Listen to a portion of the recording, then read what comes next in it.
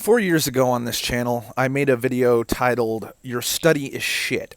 Now, most of what that talked about was a lot of the polls or especially studies based on polls, I should say, which is a lot of them, that were explaining why people were racist or people thought one religion over another, blah blah blah. And I specifically mentioned there's this one study that they tried to say that one out of every three college men thought that rape was okay or something, and I explained that the questions polies were asked, and specifically how many were asked, was absurd. They tried to say nationally like a third of college men thought rape was fine, because they asked 72 people at a single Michigan university, I believe it was Michigan State, and the questions were really bizarre and inaccurately described what consent even is. And I said, like, look, you can't lead any conclusions from shit like this. So I'm going to explain why all the polls that Democrats are touting that make it seem like Biden's ahead are bullshit. A couple of those would be Pew and Monmouth polls that have like Biden consistently ahead of Trump on so many issues. Well, specifically, when the self-reporting of the political affiliation of the participants in both polls were listed, both polls had over 33%. The Monmouth poll, I believe, had over 40% independent voters. I'm going to tell you right now, 40% of this country are not independent voters. They're registered one way or the other. And oftentimes they will vote one way or the other. The candidate we have here that has consistently shown an ability to flip Obama voters Republican is Trump, by the way. The Monmouth poll specifically has, more independent voters than Republican voters and Democrat voters on it. That doesn't make any sense. We know specifically with, I believe, the Pew polls that 25%, I think maybe even 27%, I didn't do the exact math, of the poll respondents were black. We know that black voters vote overwhelmingly Democrat. Usually that's a problem with lack of education, sorry to say. And we know that half of that percentage are actually the a percentage of black people total in America, which is about 14%.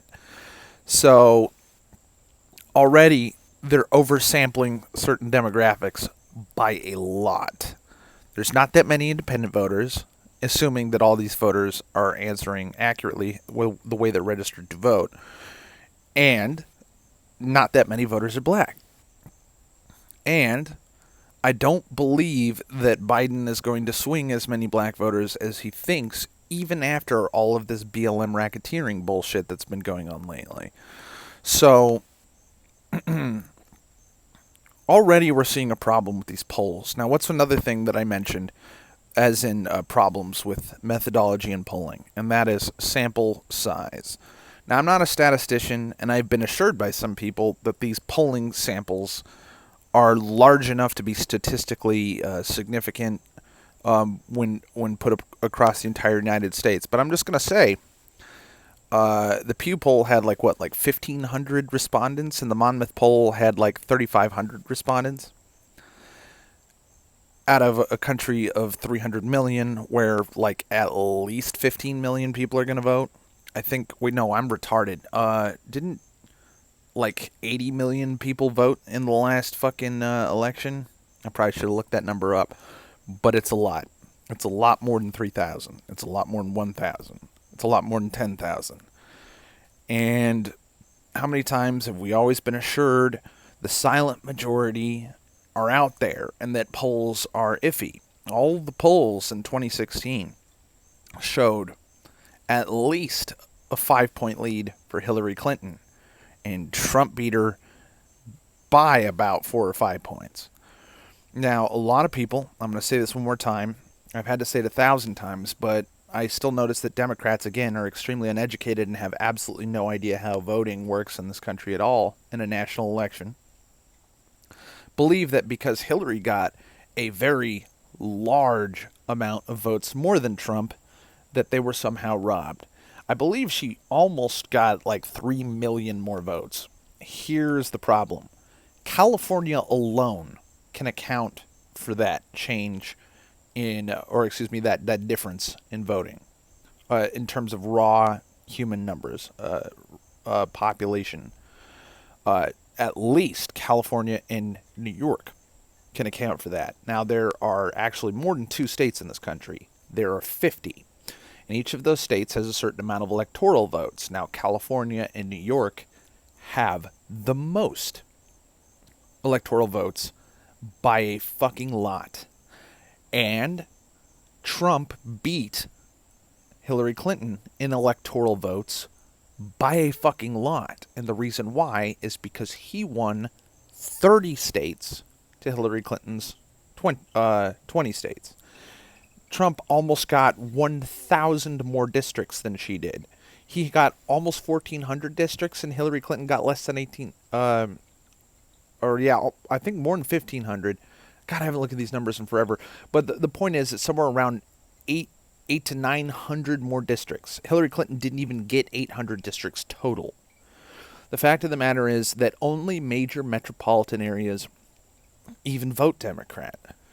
And that's not always the case in every single major metropolitan area. I mean, like, Dallas-Fort Worth is still pretty much red, but Austin is blue. A lot of California votes red, but SoCal votes blue.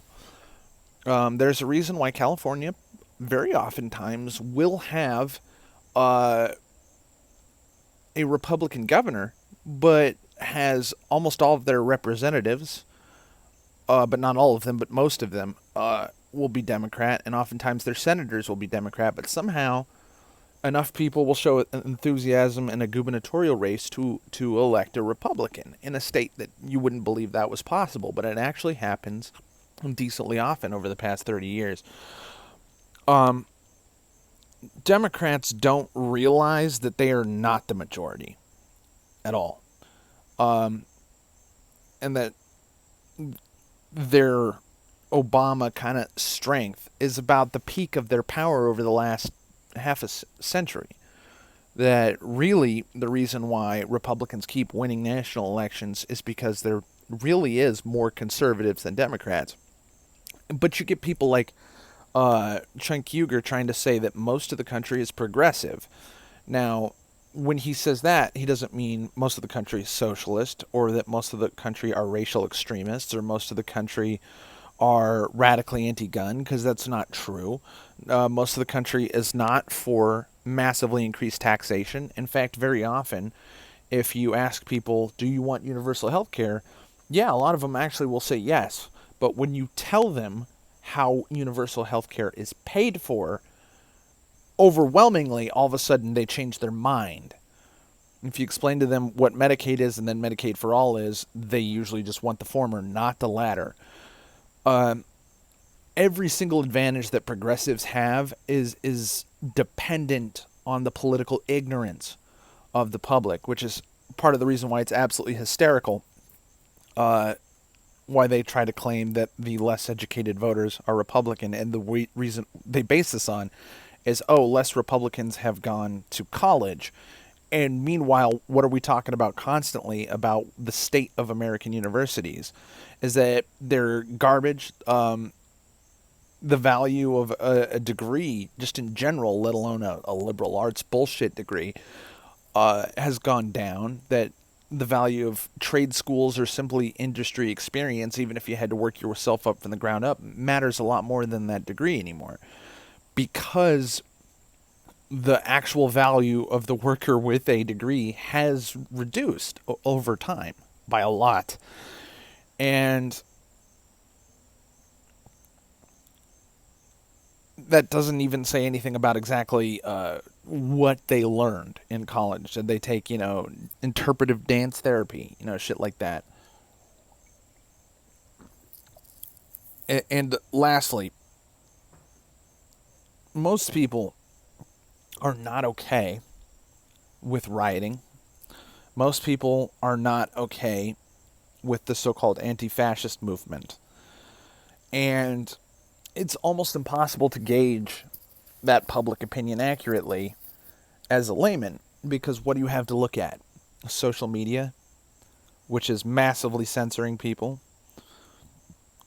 Just about any time anybody tries to organize under a conservative ideal, they're painted as an extremist or even a terrorist by the ADL or the Anti-Defamation, or excuse me, I already said the Anti-Defamation League, or the Southern Poverty Law Center, or any given number of whatever the fuck. It's always hilarious when they call the Proud Boys, who I don't support and I think are a bunch of retards. And the guy who started them, I think of as an especially retarded individual, Gavin McInnes.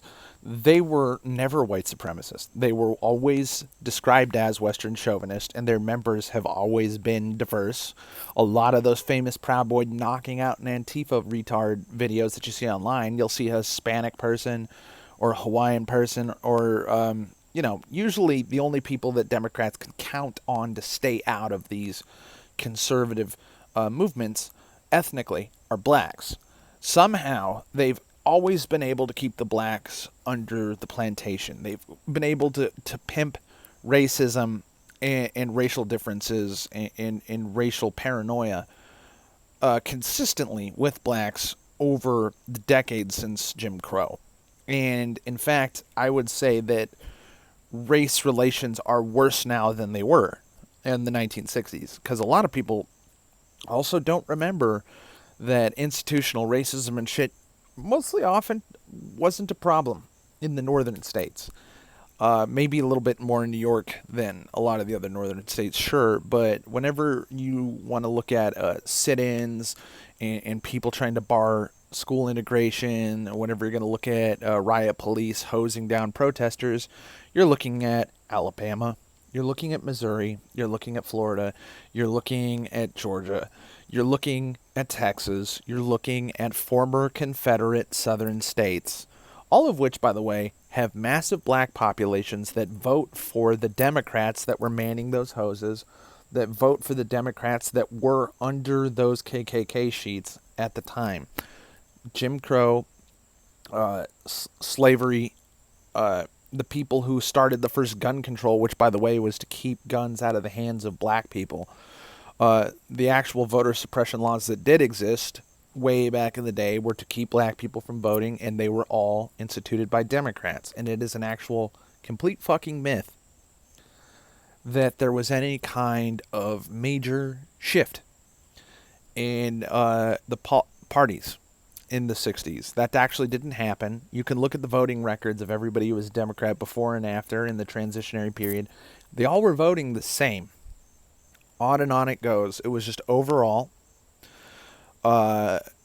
we stopped really allowing them to vote for outright oppressive things.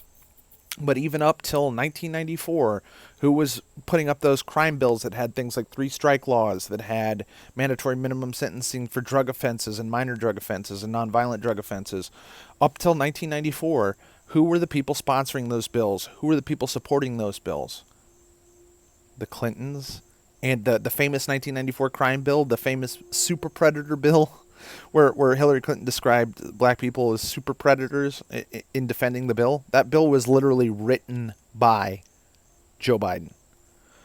One of the biggest race pimps in the Democratic nomination debates was the same woman who was notorious for aggressive policing of nonviolent drug offenders, who was extremely aggressive in sentencing. Kamala Harris, a woman who claims to be black, who is in fact, I think, like 60% Indian or something. She's not actually black. Just another race hustler, another race fucking faker. This is what you're looking at. I didn't mean to go over exactly the entire reason why the Democrats are the bad guys all over again, but I also was trying to explain why, policy-wise, there's no reason to believe that the Democrats will be any better at this race stuff than Trump has been. They absolutely will not be. They will be, in fact, significantly worse. California has already basically removed, illegally, unconstitutionally, the protections against racial and gender discrimination in the constitution of their state legislation. And the reason why they removed it, ostensibly, was because they needed to help make sure that they kept promoting the needs and values and whatnot of LGBT and racial minorities, and even though whites are a minority in California, literally, California is not 50% white. They wanted to be able to do that for social justice and affirmative action, when really what they're going to do is they're going to start terrorizing the white populace. They already have been. So I rambled on long enough about this, but if you think for a second that even if you can count on Biden to have some kind of edge over Trump, if only because Democrat voters are extremely ignorant and independent voters are apparently ignorant as well, just look at the polling methodology. 40% of the country are not independent voters. It's not true. And 25% of the voter base is not black. It's not true. And I didn't even break down going into the wording of some of these questions, especially about like how will Trump, how is Trump versus Biden handling the coronavirus? Well, if you think about how a politician or an authority figure is quote unquote handling a thing, keep in mind that Joe Biden currently doesn't have any public office whatsoever. He's been out of office since 4 years ago, when he left with Obama. He had been a senator for a million years, and then he was vice president for 8, and then he was out of public office for 4. He hasn't been in charge of fucking anything. And again, especially with the coronavirus thing, the last thing I'll mention is just watch Biden. He wants to institute like nationwide mandatory mask wearing. And if you look at every public event he's been to, the man does not know how to wear a mask. He oftentimes isn't wearing one in the proximities he should. And whenever he speaks or is just idly, standing there, he will expose his nose or lift the mask over his mouth to speak. He doesn't realize that the entire point of the mask is that it stays on, covering your mouth and nose, the entire time you're in public. You don't move it to make it easier to breathe. It's the entire point of the reason why it works is because it is restricting actually mostly what's coming out of your mouth and out of your nose rather than necessarily what's coming in. The way masks work is they protect everybody from you.